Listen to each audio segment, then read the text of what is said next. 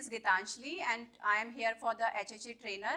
So today I will explain about the positioning, why we will give the positioning for the patient. First one is a supine position, second is a prone position and dorsal position and Tendelberg positions and Sims positions and lithotomy position. These positions to maintain the recover the patient comfortable and relaxation and patient feel relief for the pain. And like first one is a supine position. When patient having any cardiac arrest, then we will give the supine position. And second is prone position. Is patient having any drowning case, like patient कभी डूब जाता है तो उस case में हम prone position देंगे. Dorsal position जैसे पेशेंट को कोई भी जनरल एग्जामिनेशंस वगैरह करते हैं उसके लिए हम डॉर्सल पोजीशंस देंगे.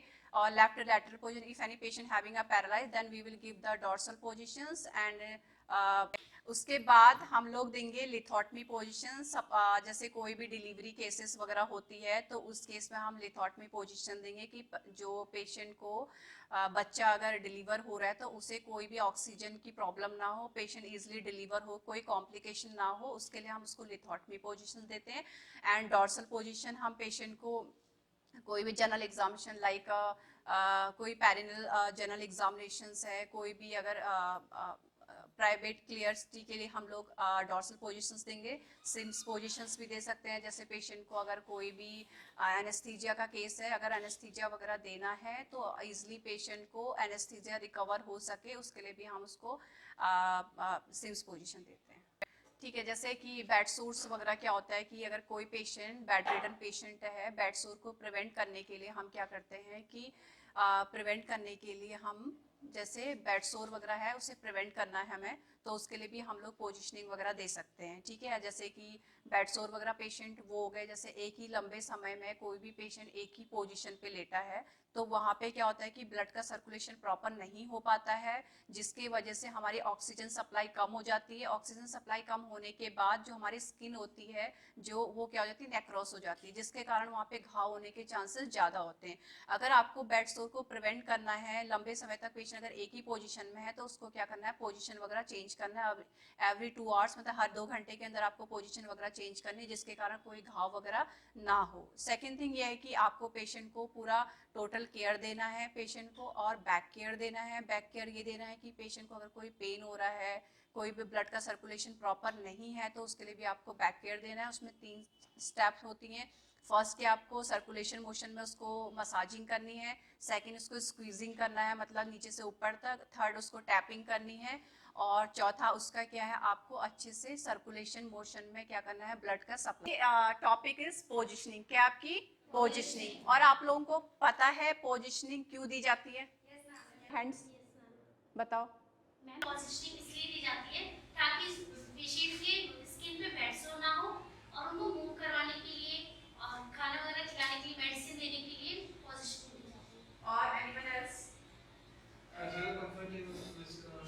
Very good. पेशेंट को कंफर्टेबल देने के लिए मोस्ट इम्पॉर्टेंट थिंग ये है कि हम पोजिशनिंग डिफरेंट पेशेंट को डिफरेंट वे में देते हैं.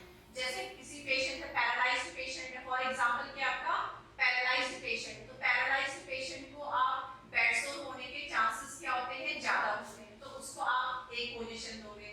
ठीक है. उसके बाद अगर किसी को पेशेंट मोबिलाइज नहीं कर रहा है या उसके हैंड्स नहीं मोबिलाइज कर रहे हैं, लेग्स मोबिलाइज नहीं कर रहे, तो उसको आप क्या दोगे, अनदर पोजीशन दोगे. Is that clear? समझ में आ गया? सो हमारा आज का टॉपिक क्या है, पोजीशनिंग. ठीक है. ठीक है. फॉर एग्जांपल जैसे कि पैरालाइज्ड पेशेंट, फॉर एग्जांपल क्या आपका पैरालाइज्ड पेशेंट, एग्जांपल के साथ हम लोग देंगे. आपका क्या है, पैरालाइज्ड पेशेंट. ठीक है. तो पैरालाइज्ड पेशेंट क्या होते हैं, हमारी बॉडी का जैसे राइट साइड हो गया और लेफ्ट साइड हो गया, क्या हो जाएगा, पैरालाइज्ड हो जाएगा. Suppose for example right side या लेफ्ट साइड. समझ में आ गया? ये पार्ट क्या हो जाएगा आपका, पैरालाइज्ड हो जाएगा. तो पैरालाइज्ड होने का मतलब ये है कि हमारा सपोज फॉर एग्जांपल हमारा क्या है, लेफ्ट साइड है, तो लेफ्ट साइड का पार्ट अगर हमारा पैरालाइज्ड हो गया तो इस वाले हाथ में और इस वाले पैर में मूवमेंट प्रॉपर नहीं होगा. मूवमेंट प्रॉपर नहीं होने का मतलब क्या है कि जब हाथ और पैरों में सेंसेशन, मतलब सेंसेशन का मतलब क्या होता है, हाँ, वो अगर क्या हो जाएगा, खत्म हो जाएगा तो वो मूवमेंट अपने आप नहीं कर पाएगा। समझ में आ गया? आज हम लोगों का कौन कौन सी पोजिशनिंग है? आपका आता है, सबसे पहले आता है आपका सुपाइन पोजीशन। कौन सी पोजीशन आती है आपकी? Supine position. Okay, supine position क्या होता है? पोजीशन में पेशेंट होता है अपने अपने हाई चेस्ट पे लेटा होता है और स्ट्रेट। जो हमारा सुपाइन पोजीशन क्या होती है? सपोज हम पेशेंट को क्या करेंगे, सीधे लेटा देंगे, मतलब पीठ के बल अगर हम पेशेंट को लेटाएंगे तो वो पोजीशन क्या कहलाएगी आपकी? Supine position. ओके, कौन कौन से केसेस में आप सुपाइन पोजीशन देते हो? देखो, अगर आपकी चेस्ट की सर्जरी है तो आप उसे कौन सी पोजीशन दोगे? और इसके अलावा कौन कौन सी पोजीशन में दे सकते हो? जब पेशेंट को सीपीआर देते हैं, जब पेशेंट को क्या देते हैं? सीपीआर। सीपीआर का फुल फॉर्म क्या है? रिससिटेशन। जब हम पेशेंट को सीपीआर देंगे तो उस केस में भी पेशेंट को आप कौन सी पोजीशन दोगे? Supine position. इतना समझ में आ गया सबको? ओके, नेक्स्ट आपका है प्रोन पोजीशन। नेक्स्ट क्या आपका पोजीशन क्या है, बताओ? हाँ, प्रोन पोजीशन क्या है कि जैसे पेशेंट है उसको पेट के बल क्या कर दिया? लेटा दिया, तो वो कौन सी पोजीशन कहलाएगी आपकी? Prone position. कौन कौन से केसेस में आप प्रोन पोजीशन दे सकते हो, बता?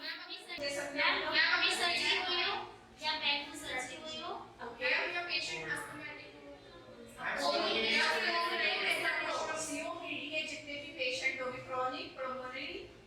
क्रॉनिक ऑब्स्ट्रक्टिव पल्मोनरी डिजीज, उस केस में भी आप कौन सी पोजीशन दे सकते हो? एक और पोजीशन ऐसी है जिस केस में आप प्रोन पोजीशन दोगे, वेरी इंपॉर्टेंट। कोविड के पेशेंट को जब ऑक्सीजन लेने में प्रॉब्लम होती है ना, Very उस टाइम पे प्रॉब्लम जब क्या है कि अभी आपने कोविड सिचुएशन में देखा कि अगर ब्रीथिंग डिफिकल्टी हो रही, किसी भी पेशेंट को सांस लेने में अगर कोई दिक्कत हो रही है तो आपको कौन सी पोजीशन देनी है उसे? Prone position. एक और केस में आपको प्रोन पोजीशन देंगे, ड्राउनिंग केस। ड्राउनिंग केस पता आपको? देखो, सीपीआर में जैसे आप कार्डियक पल्मोनरी, जब सीपीआर आप दे रहे थे पेशेंट को, जैसे पेशेंट कहीं से जा रहा है, अचानक उसे रास्ते में कार्डियक अरेस्ट हो गया, तो आपने उसको कौन सी पोजीशन दे दी? Supine position. क्लियर? उसके बाद नेक्स्ट आपका प्रोन पोजीशन। जब पेशेंट क्या होता है कि डूब जाता है पानी में, तो ड्राउनिंग का मतलब क्या होता है कि डूब जाना। ड्राउनिंग का मतलब क्या आपका? डूब जाना। जब कोई इंसान, सपोज इंसिडेंटली आप कहीं जा रहे हो और कोई भी पेशेंट पानी में डूब रहा है तो आप उसे कौन सी पोजीशन दोगे? Prone position. देखते हैं ना, पेट के बल लेटा देते हैं, जो पानी होता है उसे बाहर निकालते हैं, तो उस वाले केस में आप कौन सी पोजीशन देनी है आपको? Prone position. Is that clear? समझ में आ गया? उसके बाद आपके है नेक्स्ट आपका है डॉर्सल पोजीशन। नेक्स्ट क्या आपका? पोजीशन बताओ कौन सी केस में देंगे? हैंड रेज करो।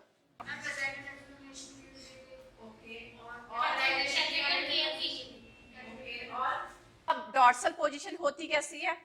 कौन से डिग्री पे होती, कितना डिग्री पे होता है? रहती है वो सुपाइन रहती है, और जो नी होते हैं वो हमारे बेंड होते हैं। हाँ, जो हमारी नी क्या होगी? अभी आप जैसे सपोज फॉर एग्जांपल आप बैठे हो अभी, तो आपकी पोजीशन क्या कहलाएगी? Dorsal position. थोड़ा ऐसे पीछे लेटे होंगे, हमारे पैर को आप क्या करोगे? बैंड करोगे। जो हमारे लेग्स वगैरह है उसे क्या करोगे आप? बैंड करोगे। जैसे वजाइनल एग्जामिनेशन करना है और कैथेटराइजेशन करना है, तो उस वाले पोजीशन में भी आपको क्या करना है? डॉर्सल पोजीशन देना है। इतना समझ में आ गया? उसके बाद तीसरा क्या आपका? लिथॉटमी पोजीशन कैसे होती है? होती है मोस्ट ऑफ द केसेस हम लोग डिलीवरी के टाइम देते हैं। क्यों देते हैं डिलीवरी के टाइम? ताकि मैम जो वो एरिया होता है अच्छे से वो हमें ठीक से विजिबल हो जाए। ओके, तीन होते हैं, लो, स्टैंडर्ड और हाई। हाँ, लो में क्या करोगे? मैम लो का थोड़ा सा एरिया एंगल होगी। ठीक है, लिथॉटमी के आपके 3 होते हैं, ठीक है? लो, स्टैंडर्ड और हाई। हाई में क्या करोगे? थोड़े से जो दोनों लेग में स्टैंड पे लगता है, स्टैंड होता है ना, 2 हैंगिंग स्टैंड्स होते हैं। उस हैंगिंग स्टैंड्स पे क्या करना आपको? जो लेग्स है उसे क्या करना है? अप करना है। समझ में आ गया इतना? ओके, जो लो है, सॉरी स्टैंडर्ड है, आपको मीडियम, इसको आप मीडियम भी बोल सकते हो, ठीक है? इसको क्या बोल सकते हो आप? मीडियम, ठीक है? उसमें क्या करना है कि जो हमारी जो पिलर्स होते हैं उसको राउंड से घुमा के उसके पोजीशन को थोड़ा सा क्या करना है, नीचे करना है। आपको लेग्स को नीचे नहीं करना है, जो पिलर्स होते हैं, 2 स्टैंड होते हैं, उसमें राउंडिंग होता है, मूविंग वाला होता है, उसको नीचे करके आपको लेग्स को थोड़ा मीडियम में रखना है ऐसे, ठीक है। उसके बाद लो में क्या करना है, आपको नीचे करना है। समझ में आ गया लिथोटमी पोजीशन। उसके बाद नेक्स्ट आपका है लेफ्ट लेटरल और दूसरा आपका है राइट लेटरल। अच्छा, आपकी अगर लेफ्ट साइड पे पेशेंट को बेड सोर है, आप उसी साइड पे उसको वही पोजीशन एक ही कंटिन्यूअस दो। पेशेंट को लेफ्ट साइड पे बेड सोर है तो आपको उस साइड पे वही पोजीशन मेंटेन नहीं करनी है। क्यों? रीजन? उसी साइड में अगर हम उसे पोजीशन देंगे तो वहां पे प्रेशर पड़ेगा, ब्लड सर्कुलेशन वहां पे रुकेगा। लंबे टाइम तक अगर हम देंगे वहां के डेड वैसे ऑर्गेनिक सेल्स वहां के और ज्यादा डेवलप होंगे। फाइन, आपने बताया कि उस जगह पे स्किन डेड हो जाती है। बेड सोर वाले केस में क्या होता है कि जो सरफेस होती है, हमारी स्किन होती है, वो डेड हो जाती है। डेड क्यों होती है? ओके, अगर ब्लड सर्कुलेशन, तुम लोगों ने बोला कि ब्लड सर्कुलेशन नहीं होगा, तो ब्लड सर्कुलेशन प्रॉपर क्यों नहीं होगा? इसलिए नहीं होगा क्योंकि एक ही स्किन को आप काफी लंबे समय तक प्रेशर रहेगा तो ऑक्सीजन प्रॉपर सप्लाई नहीं होगा। अगर ऑक्सीजन प्रॉपर सप्लाई नहीं होगा तो ब्लड का सर्कुलेशन प्रॉपर नहीं होगा, वो स्किन नेक्रोस हो जाएगी। नेक्रोस होने के बाद वो स्किन क्या हो जाएगी वहां पे?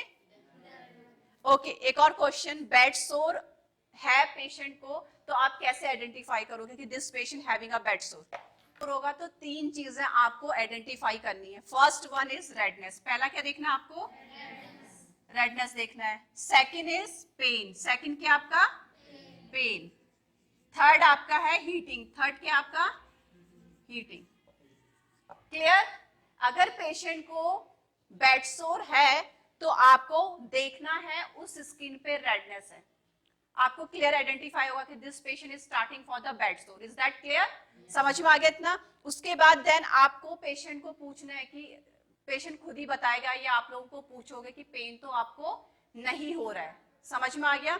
थर्ड आपका है हीटिंग, जब एक ही जगह पे प्रेशर नहीं होगा तो जलन भी होती है, तो पेशेंट को थोड़ा हीट फॉर्मेशन टाइप होगा, तो पेशेंट आपको खुद ही पता चल जाएगा। तो ये 3 चीजें अगर आपको सिम्टम्स दिखाई दे रही हैं, it mean it is the starting of bed सोर। समझ में आ गया? अब बेड सोर के कितने स्टेजेस होते हैं? 4 स्टेज होते हैं। कितने स्टेज होते हैं? 4। कौन कौन से होते हैं? क्या है? Dermis, it is the outer layer of the skin. This layer is, ये लेयर क्या हमारी? डर्मिस है, जो कि स्किन की कौन सी लेयर होती है? स्किन की फर्स्ट लेयर है। कौन सी लेयर है? Okay fine. Then second layer क्या है हमारी? एपिडर्मिस। ये कौन सी लेयर आपकी? स्किन की कौन सी लेयर है? देन आपकी हो गई एपिट्यूनियस। देन क्या हो गया आपकी? लास्ट आपका हो गया बोन। लास्ट क्या आपका? बोन। ठीक है। जब बेड सोर होगा तो उसमें क्या होगा कि अगर पहली स्किन है, पहली स्किन में आपने कैसे आइडेंटिफाई किया? दिस एरिया इज रेडनेस, ये एरिया क्या है हमारा? रेड है, तो ये कौन से स्टेज में आ गया आपका? फर्स्ट। सेकंड क्या है? इससे नीचे आपको थोड़ा सा वुंड मिलेगा, थोड़ा सा वुंड थोड़ा सा नीचे आया, सेकंड स्टेज में आया, तो वो कौन सी लेयर पे पहुंच गया आपका? एपिडर्मिस। फिर थोड़ा सा आपको लगा कि wound is more deep, third layer में कौन सी लेयर होगी आपकी? सबक्यूटेनियस। जब बेड सोर में बोन दिखाई दिए जाएगा, बोन दिखाई दे रहा है, दैट मीन्स कौन सी स्टेज आपकी? 4th stage. So when you will posting in the hospital या क्लिनिक, अगर आपको लगा कि इस एरिया में रेडनेस है तो आपको क्या करना है? पेशेंट को प्रिस्क्रिप्शंस आपको क्या करना है कि कोई भी ऑइंटमेंट वगैरह लगाना है, उस एरिया को नीट एंड क्लीन रखना है और पोजीशनिंग को क्या करना है? चेंज करना है। समझ में आ गया? अगर आपको फर्स्ट लेयर को आप अगर प्रिवेंट करोगे तो वो कभी भी सेकंड, थर्ड, फोर्थ स्टेज में नहीं जाएगी। समझ में आ गया? सो आपका लेफ्ट लेटरल कौन सा हो गया? फिर मींस ये वाला एरिया, पेशेंट सीधा लेटा है, उसकी बाएं करवट में लेटा है, तो दैट मींस कौन सी पोजीशन हो गई? Left lateral. नेक्स्ट फिर उसका आपका आ गया राइट लेटरल। नेक्स्ट क्या आपका? Right lateral. अगर पेशेंट दाहिनी साइड पे हम पेशेंट को करवट लेंगे, that means right lateral. Is that clear? इतना क्लियर हो गया आपको? उसका नेक्स्ट पोजीशन क्या है? लाइक दिस, ठीक है, और 45 डिग्री एंगल होगा, कितना होगा 45 डिग्री एंगल होगा। तो ये कौन सी पोजीशन है? और क्यों ईएनटी के हमारे जितने भी ईएनटी के जनरल एग्जामिनेशन होते हैं, ईएनटी के आपका ईयर, नोज एंड थ्रोट, ठीक है, जितने भी इसके एग्जामिनेशन होंगे उस केस में आप कौन सा पोजीशन दोगे? फाउलर पोजीशन दोगे। और आपने बताया कि फीडिंग के केस में भी आप क्या करोगे, जैसे राइस ट्यूब फीडिंग है, ठीक है, कोई भी पेशेंट जो है अच्छे से खा पी नहीं सकता तो उसे राइस ट्यूब फीडिंग डालेंगे। तो राइस ट्यूब फीडिंग के केस में भी आपको कौन सी पोजीशन देनी है? फाउलर पोजीशन देनी। क्यों देनी है राइस ट्यूब केस में? राइस ट्यूब के केस में मोस्ट इंपॉर्टेंट थिंग कि फाउलर पोजीशन इसलिए देते हैं कि पेशेंट एस्पिरेट ना कर जाए। क्या नहीं कर पाए? हम लोग खाना वगैरह खाते हैं तो एकदम नाक मुंह से निकल जाता है, ठीक है, और काफी हिक्कप टाइप की होती है, ठीक है, तो एस्पिरेट ना करे, इसकी वजह से मोस्ट इंपॉर्टेंट थिंग कि आपको पेशेंट को फाउलर पोजीशन देनी है। ये सबसे इंपॉर्टेंट थिंग है, बाकी चीजों में तो देते ही देते हैं, लेकिन अगर आप लोगों ने फाउलर पोजीशन मेंटेन नहीं करा, अच्छे से पेशेंट को फीडिंग नहीं दिया, पेशेंट को एस्पिरेट हो जाएगा, एस्पिरेट होने का चोकिंग होगी, चोकिंग के केस में फिर पेशेंट को क्या हो जाएगा? डेथ होने के चांसेस भी होते हैं। समझ में आ गया? ओके, नेक्स्ट पोजीशन क्या आपकी? नेक्स्ट आपका है सिम्स पोजीशन। सिम्स पोजीशन का मतलब क्या है कि पेशेंट को हम लोग करवट देंगे, जो हमारा लेग्स है उसे क्या करोगे? हल्का सा बेंड करोगे। किस किस में केस में दे सकते हो? अनीमा वगैरह का पेशेंट को लगा रहे हो, ठीक है, और ये हेमरॉइड्स वगैरह, ठीक है, पाइल्स वगैरह जो होती है, ठीक है, पाइल्स वगैरह है तो पाइल्स वगैरह के केस में भी क्या कर सकते हो आप? सिम्स पोजीशन देते हैं। समझ में आ गया? फिस्टुला के केस में फिस्टुला हो जाते हैं, छोटे छोटे रेक्टम में छोटे छोटे फिस्टुला हो जाते हैं, उसका क्या होता है? ऑपरेशन होता है उस केस में।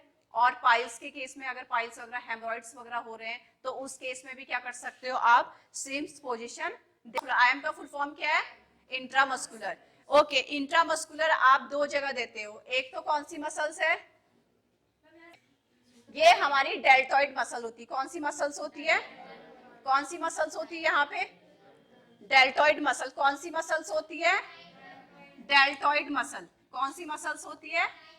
डेल्टॉइड। ये हमारा एक्रोमियन प्रोसेस होता है। एक्रोमियन प्रोसेस से क्या करते हैं? 4 फिंगर नीचे हम कौन सी मसल्स में देते हैं? डेल्टॉइड मसल, ठीक है। और सेकंड हमारा एक और साइड पे देते हैं, दूसरा ग्लूटियल मसल। कौन सी मसल्स होती है? Gluteal muscle. ये कहाँ पे होती है? बटक्स में। कहाँ पे होती है? ओके, जब आप पेशेंट को यहाँ पे इंजेक्शन दोगे, जैसे पेशेंट को आप यहाँ पे इंजेक्शन दिया, आपने पेशेंट को कौन सी पोजीशन मेंटेन करी?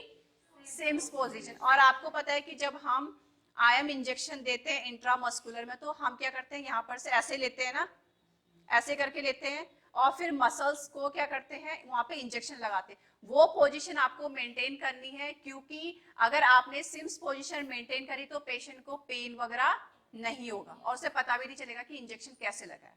क्यों? क्योंकि ऐसे करने से हमारी मसल एक जगह पे अकुमुलेट हो जाएगी ना, जमा हो जाएगी। सीधे करोगे तो मसल सीधी हो जाती है, ऐसे सिम्स करोगे तो उस जगह पे स्किन क्या हो जाएगी? हमारी जमा हो जाएगी। समझ में आ गया? ओके, नेक्स्ट पोजीशन क्या आपकी? जो हमारा हेड क्या होगा? लोअर साइड में होगा और जो हमारे लेग्स होंगे वो अप होंगे। तो इसका रीजन क्या है? टेंडलबर्ग पोजीशन का। क्योंकि वाले डॉक्टर्स हो गए या किसी भी सर्जरी के केसेस में वगैरह में भी क्या करते हैं? ये पोजीशन मेंटेन करते हैं। But Trendelenburg is very rare position, ज्यादातर ये पोजीशन मेंटेन नहीं करते हैं। मोस्टली आपका सुपाइन हो गया, प्रोन हो गया, और सिम्स हो गया, लेटरल पोजीशन हो गया और डॉर्सल पोजीशन, यही पोजीशन सबसे ज्यादा कंसिडर करते हैं। समझ में आ गया? तो ये आपके मेन पोजीशंस हो गए, ठीक है। उसके बाद नी चेस्ट पोजीशन क्या है?